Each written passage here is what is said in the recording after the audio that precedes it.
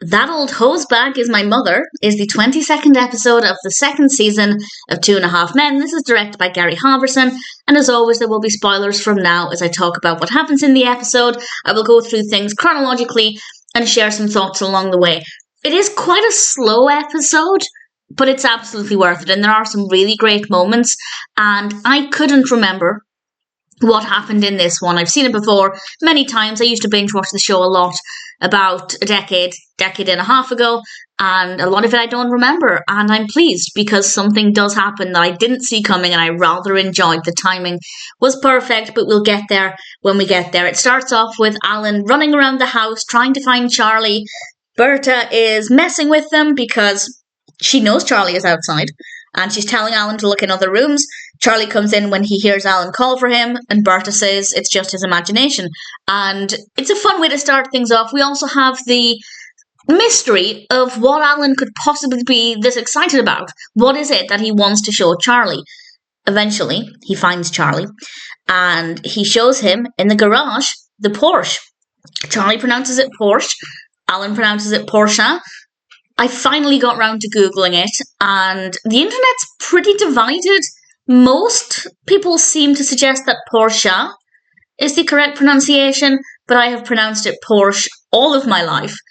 And I feel like the only people who pronounce it Porsche, in the English language at least, are people who are like Alan in this episode, and Joey in the episode of Friends where Joey gets a Porsche.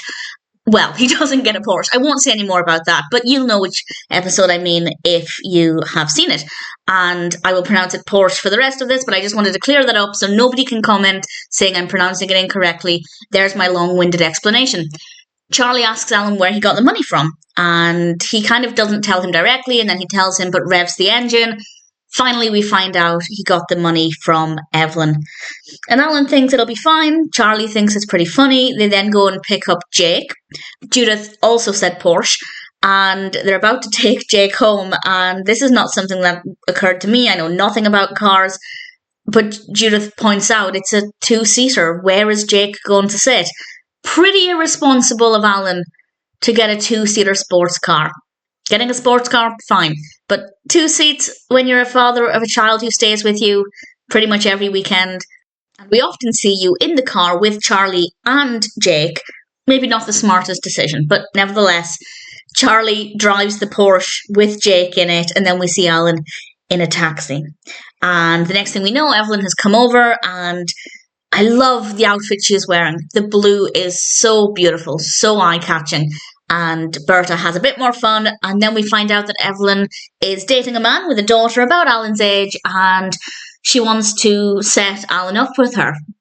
And Alan says no, and then Evelyn pulls the card out and she says, I bought you a car. I didn't think it would be long before she played that card. Charlie didn't think it would be long before she played that card. I think Alan was maybe in a little bit of denial, but nevertheless, she did it, and Charlie had a bit of fun with that as well.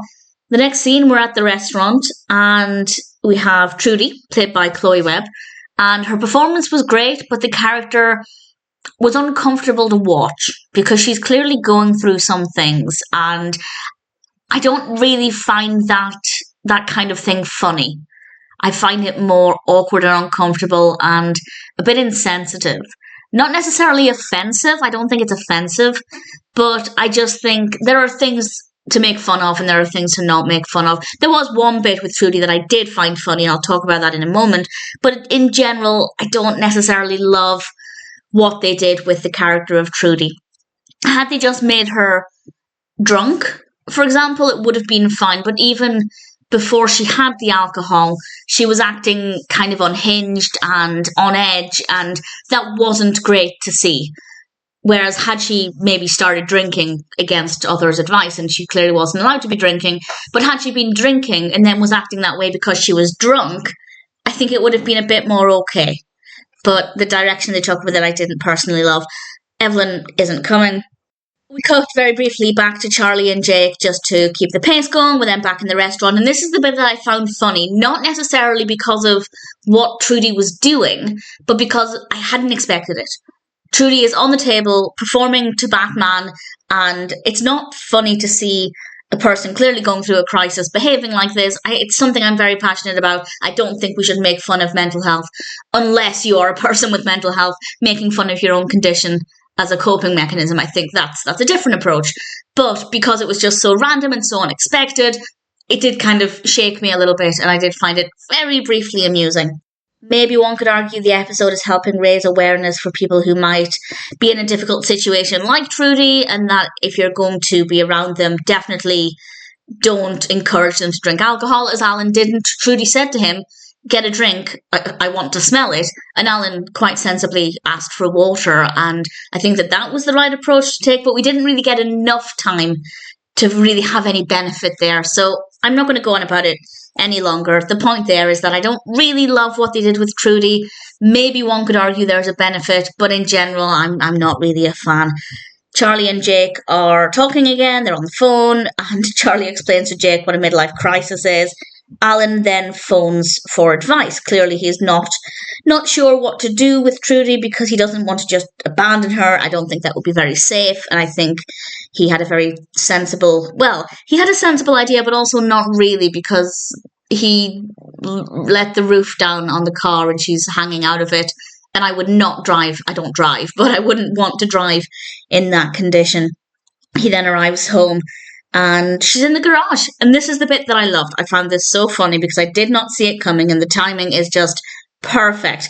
She's in the garage to sleep it off in Alan's car. He thought this was a pretty sensible idea. Fair enough.